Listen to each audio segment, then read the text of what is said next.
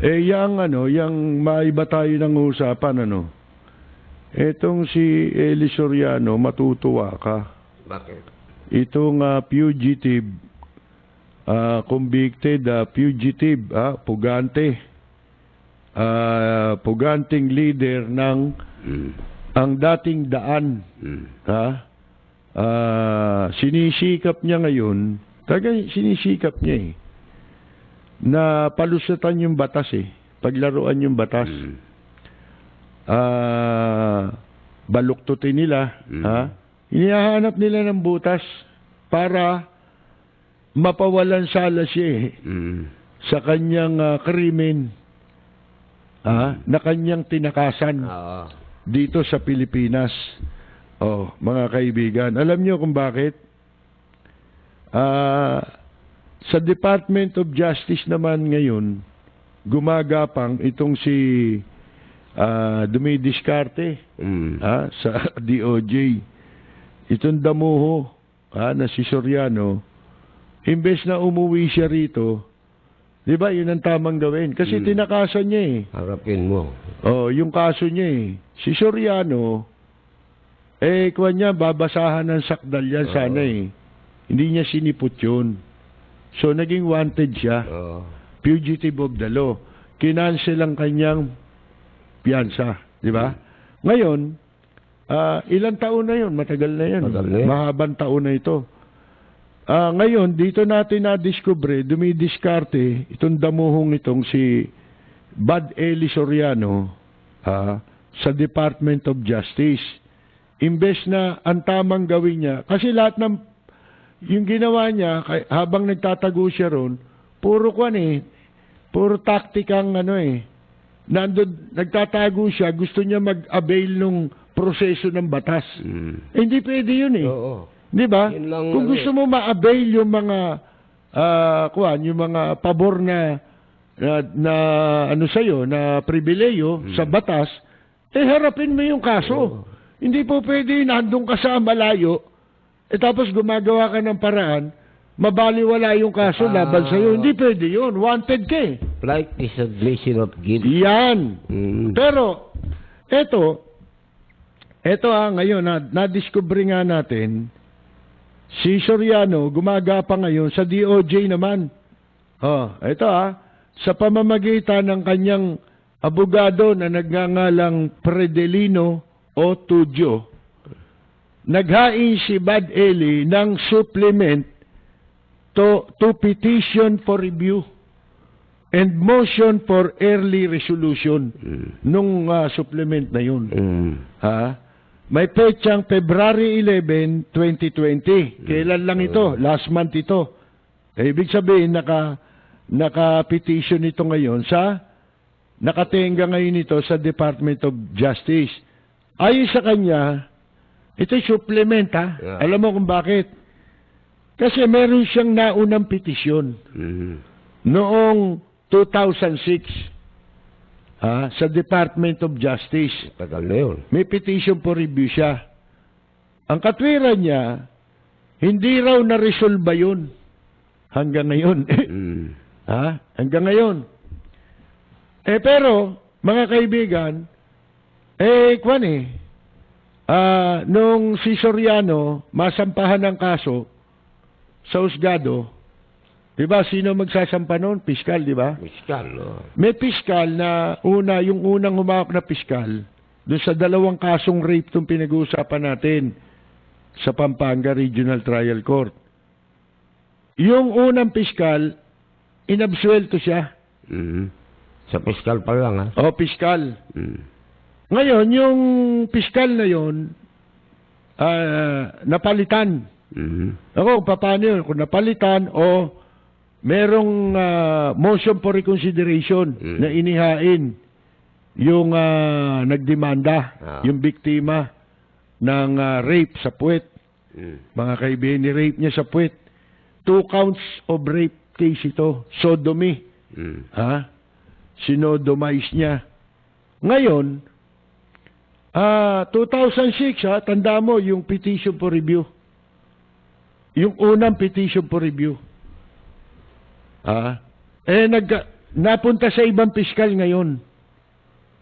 Inassign ni Justice Secretary noon, Justice Secretary Gonzales. Ayun. Si namatay. Si Raul. Raul Gonzales. Inag-assign siya ng ibang piskal. Yung piskal na inassign niya, binaliktad.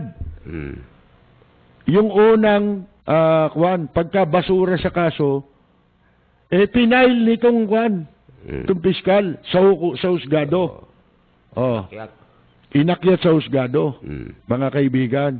Sa madalit sabi, pag-akyat sa husgado, siyempre, automatic yun, ang husgado, magbababa ng warrant of arrest. Yun. Ngayon, dalawang bagay yan. Pipiyansahan mo yan. Nagpiyansa ngayon siya.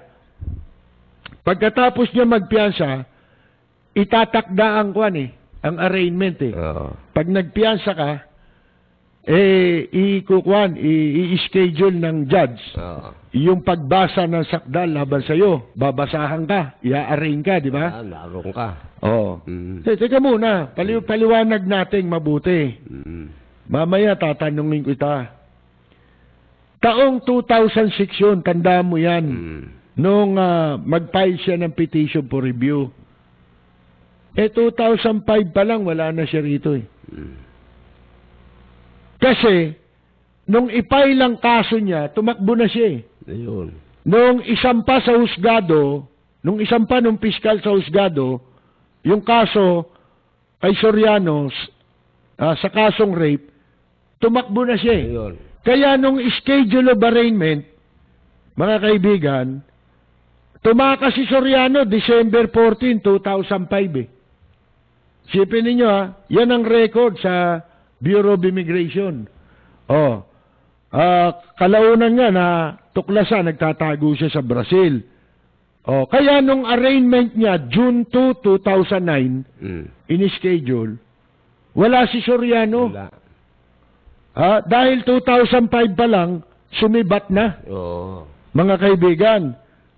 June 2, 2009, mga kaibigan, nung ito yung itinakdang pecha, nababasahan siya ng sakdal ng hukuman Hindi siya sumipot doon kasi 3 taon na siyang wala dito. Naka-iskapo na siya.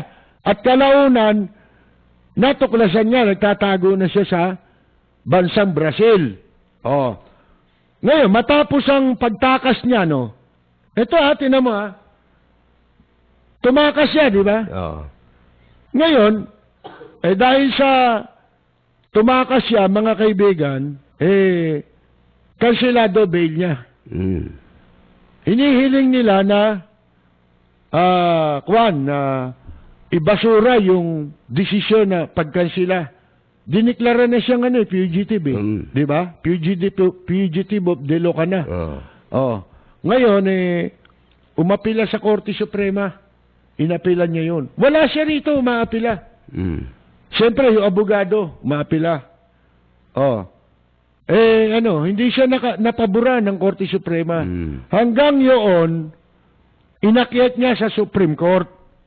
Pagkatapos niyang mabigong makakuha ng pabor sa Korte Suprema, sa Court of Appeals, mga kaibigan, tumakbo naman siya sa Korte Suprema upang hilingin na mabaliktad yung pagbasura sa kanyang petisyon. Ng Court of Appeal. Oo, ng Court of Appeal. Pero, alam na nga natin ang desisyon ng Korte Suprema, di ba? Ito ang sabi ng Korte Suprema. Please take notice that the Court, Third Division, Supreme Court ito issued a resolution dated October 1, 2014, which reads as follows. Basahin natin. GR number 204839. Ibig sabihin nun, GR number, ano yung ibig sabihin nun? Yung parang case number din. Hindi, pagka ang alam ko, entry of judgment pala yung sinasabi, no? Yung final and executory, no? Ngayon, GR number, Eliseo F. Soriano versus People of the Philippines. Mamaya, darating tayo doon, yun. And has not returned since then. Yun na. Ito na yung sinasabi mo. His flight to a foreign country manifests his intention to escape Yun. from the jurisdiction of the courts. Yun na. Oh. Tinakasan mo yung jurisdiction ng court sa'yo. Di ba? And not to be bound by their lawful processes.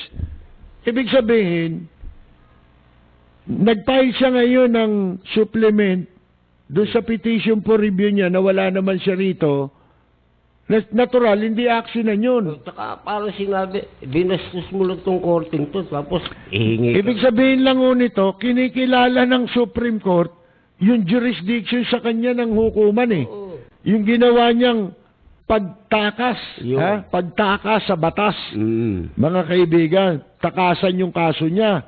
Tapos dito ka hihingi ng petisyon. Kaya dininay, sabi rito, wherefore the petition is denied for failure of petitioner to show any reversible error on the assailed CA decision.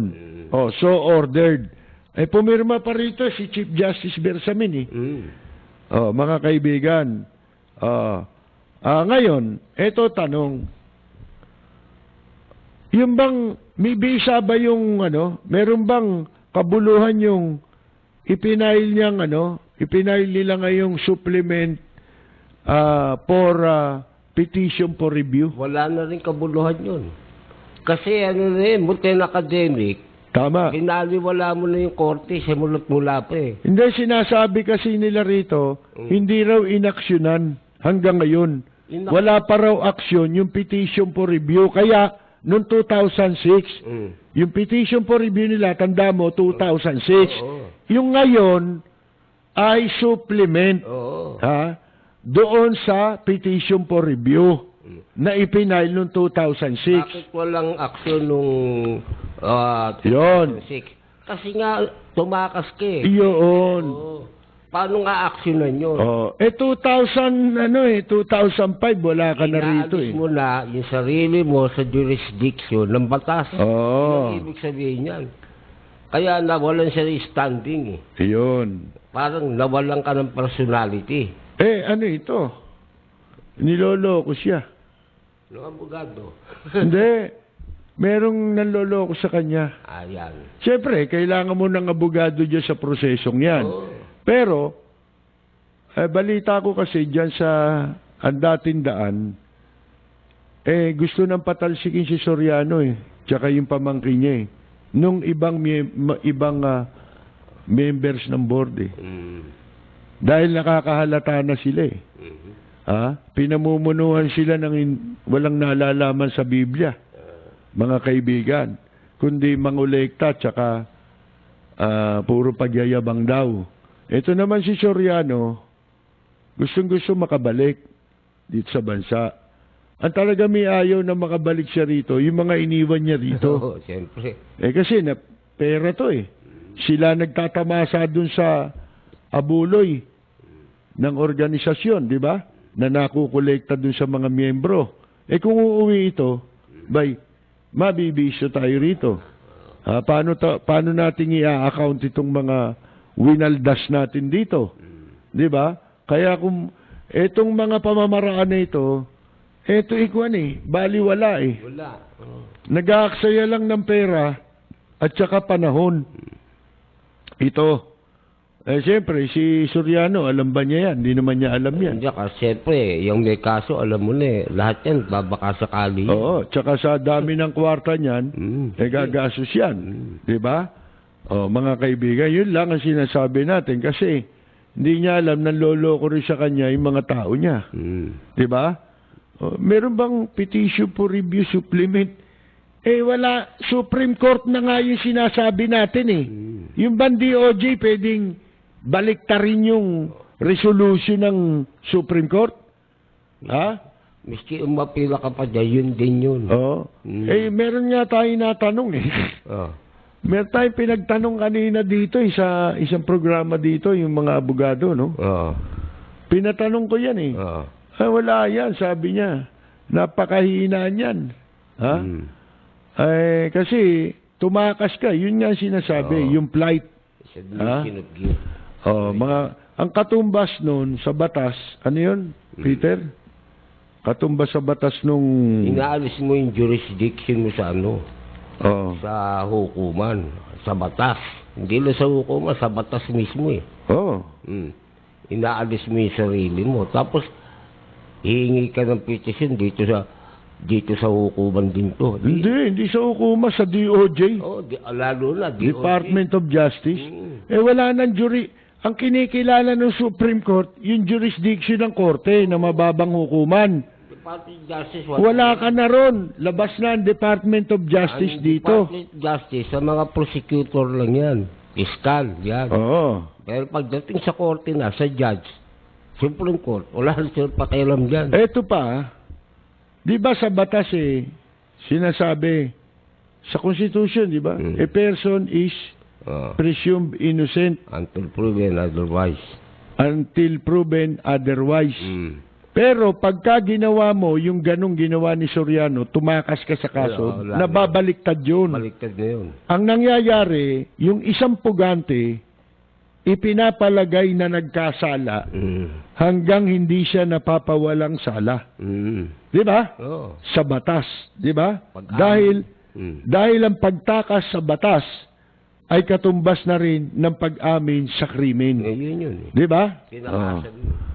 Kaya hindi pwedeng, hindi ako niniwala pwedeng baliktarin ng DOJ, katigan ng DOJ yung kanya. Mutin academic yun eh. Kaya wala na yun eh. Nasa korte na yan. Oo, mga kaibigan. Supreme Court, ano magagawa ng DOJ doon? Gusto niyang napakababaw ng kanilang diskarte, no? Discarding ano ito? Kahit sinong sekretary ng DOJ, hindi aanuhin yan. Mapapahiya siya eh. Baka makulong pa yung DOJ secretary dyan eh. Kumbaga, yan ang kasong patalo. Sasabit siya dyan eh. Di ba? Patalo yan eh. Oo. Sasabit siya dyan, makakasuhan siya dyan. O kung sino man ang pipirma dyan, di ba? Si Soriano kasi, tinakasan niya ang kaso niyang kasing kinakaharap dito. Ba't siya tumakas? Ayaw niya makulong. Yun ang katunayan. Yun ang dahilan kung bakit siya tumakas.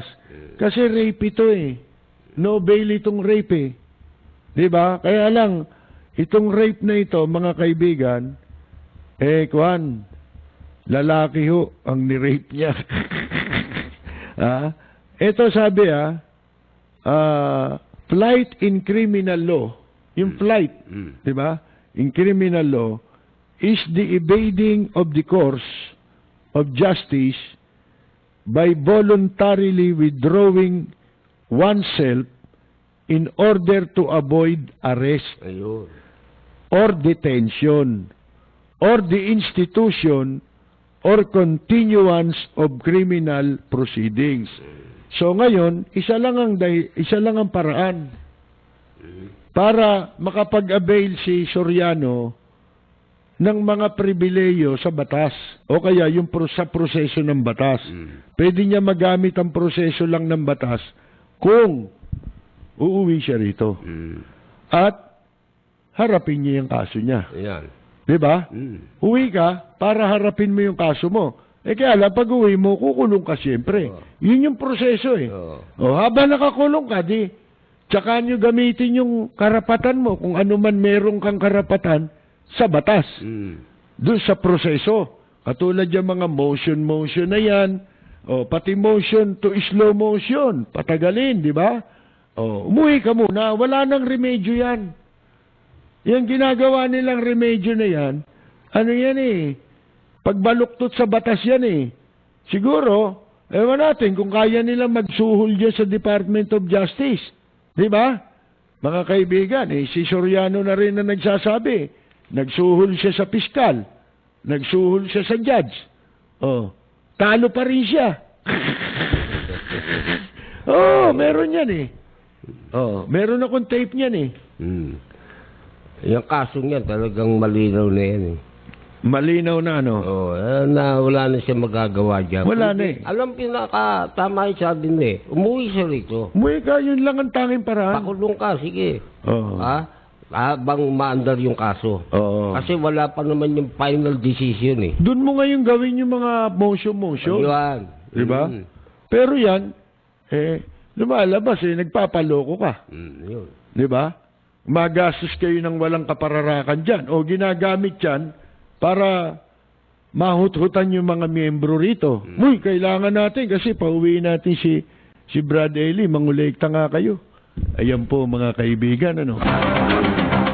Magbabalik po kami, sigurado ulanin na naman tayo, kundi ngayon bukas, makalawa, ng mga susulpot na naman, Ana, yun ang babantayan mo.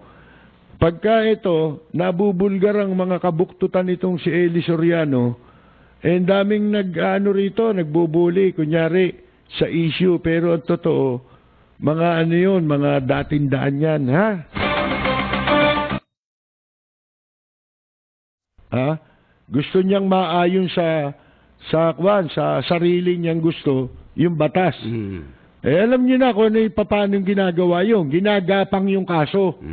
Ha? Ginagawa ng mga palusot, ng mga paikot yung batas. Paano yan kung ang lahat ng masasampahan ng kaso sa husgado, tatakbo? Ha? Ibig sabihin, lahat yung pagbibigyan. Para mapagbigyan sila, ganun ang gagawin nila. Ha? Habang nandun sila, nagtitisyon. Sitting pretty sila ron, pakuyakoy-yakoy. Tapos, petisyon dito, papaburan ng husgado, tsaka ng Department of Justice. Saka yun eh. Kalokohan yun. Exercising futility, wala rin mangyayari dun eh. Kahit isang tapal ng DOJ, baka sermon ng palang husgado yun eh. Baka i-contempt ng Supreme Court yan. Di ba? Kasi ang pinag-uusapan dito, jurisdiction na ng court. Wala na sa jurisdiction ng Department of Justice. Ang Department of Justice sa preliminary investigation. Yun lang yun. Bueno, mahina ang ating internet kaya yung mga nanonood sa atin, marami silang sinasabi na napuputol tayo, nawawala yung sound natin, humihina, kasi mahina ang internet. Hindi natin, katropa natin si Ella Samson Alviar,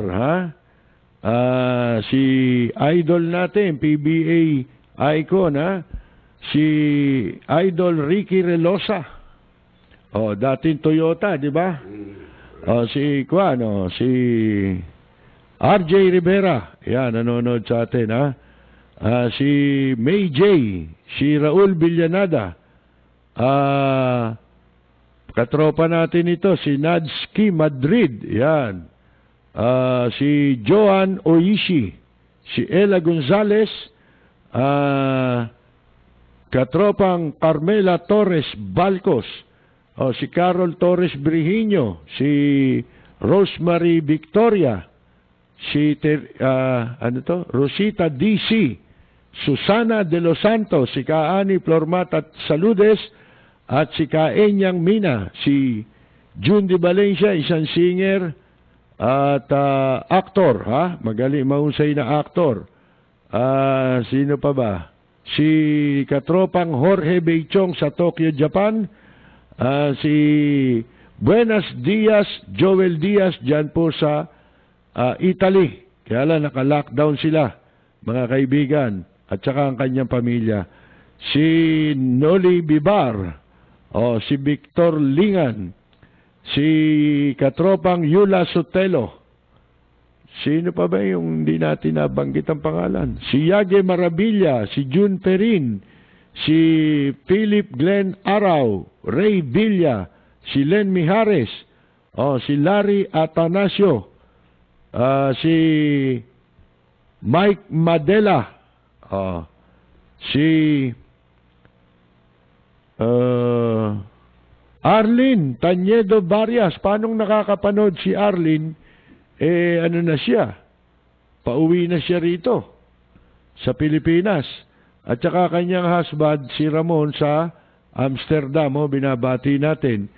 Si Robert Aquino ng Hong Kong, si Roldan Flores ng South Korea, Yan, si Concepcion Ison Chulbo.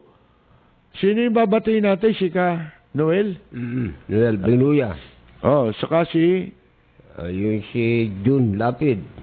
Hindi, may pa isa. Si Lolo Mar. Ayun, Lolo Mar, ayun. Oh, si... Ano to? Carolina Luge, ng Italy rin, mga kaibigan, no? Si Victor Dalit. Oh, si Bobot Morla. Oh, si Eden Cruz Payumo. Si Christopher Cañalita. Si Lady Jos Adbetria. Oh, si Reynaldo Bonifacio, isang veteran musician sa bandang ano ho ito dati, Halimaw. Ay ngayon nasa Amerika na yan, matagal na. Si Jenny Tibar Baldonaza. Oh, si Lay R. Paunan, watching from Gapan, Nueva Ecija. Yan. Si Diomedes Monsera Nuwalda. Oh. Si Elena Eliasar Kalonsag, isang kagawad, asawa niya rin yung dating chairman, si Chairman Boy Kalonsag ng Santa Mesa, Manila, binabati natin. Si Dennis Yuson, Hector Ponasier, si Juanito Toti Paid, ano ito? Cesar Alvarez. Yan. Placido Corbito. Si Noli Jacinto. Si Lian Zhu Howarang. Share ko program nyo sa mga FB group ng OFW. Sana marami pa makadiscover ng program nyo at marami silang matutunan. Si Maria Dolores Santos, greetings from London, nanonood sa atin. Si Ariel Kabawatan ng nasa Kuala Lumpur ngayon, Malaysia. Ayun. Alam mo, Peter, wala ko nababalita ang corona sa India. Wala nga, no? Oo. Wala napapabalita dun sa mga maantot. Sri Lanka, Pakistan. Oo. Magkakatabi yan eh. Bangladesh. Palakasan ng putok dyan. Wala. Talo yung ano dyan, yung coronavirus. Wala. Singapore, meron. Mainit din dyan. Diba? Bakit yung mga yun? Wala. No nga eh. Hindi rin naliligo ang mga tao ron, ha? 5-6 yan eh. Pagka dyan nagkaroon eh, doble-doble. Si Edwin Javier ng Burbank, California, binabati natin, no? Interrupted na naman yung video. Si Junior Dal, si Mark Irene Carl, ayan, si tawag Diomedes, nabati na natin ito. Nanonood siya kasi sa Tokyo eh. Kasama raw ang kanya may bahay si Maribik dyan sa Tokyo. Nanonood si Diomedes Monsera Nuwalda. Si Cheryl Belen, watching from Antioch, California. Si King Romero, Alberto Arevalo, si Ginoong Pahardo ng New York, ang Bilao sa New York. Monching Miranda ng Riyadh, Kingdom of Saudi Arabia. Si Samahang may bahay sa Amerika. Si Ginoong Junior Dal, sa California rin ito eh. Digia D. Dan, nasa Switzerland, Geneva. Meron na raw isang confirm. Napanood ko yung video ko Dan, Digia. Meron nagpadala sa akin ng video dyan sa Switzerland daw yun.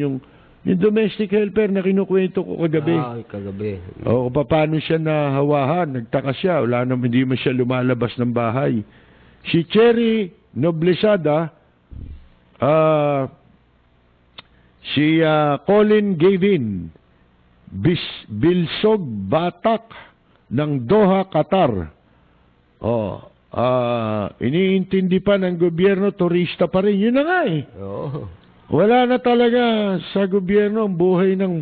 Hindi, tsaka irrelevant ngayon yan. Yung tourism. Sinong gago magtuturista ngayon? Saan kang bansa ngayon na meron nagpo-promote ng tourism? Sige nga. Turista. Nangunguha lang kayo ng pondo eh. Pogo. Gusto yun na iniintindi. Mananakaw ang gusto eh. Kaya ginigit nila. Walang magbabakasyon. Kukunin nyo lang ang pondo ng taong bayan. Yun ang pakialaman niyang pera. Lagay nyo na lang sa... ilaan na lang ninyo sa... para dito, pantugon sa problema ng ano. Emergency pondo yan eh. Oo. Kamukha na ginagawa sa ibang bansa. May pondo sila. Para dyan. Para dyan lang ha. Sa COVID-19. Sinasabi nga natin bukod sa pondo, pati yung mga public official, gumaya yata si Trump yung sa Singapore. Gumaya rin si Trump. Ewan ko kung ilang buwan sweldo niya, hindi niya kukunin. Dito walang ganun eh. Wala.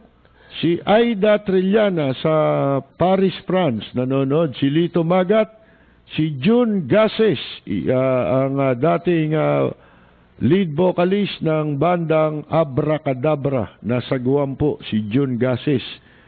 Si Joe De Lemos, si Petronio Closa, total lockdown na po sa Italy as of today. Hindi lang northern part.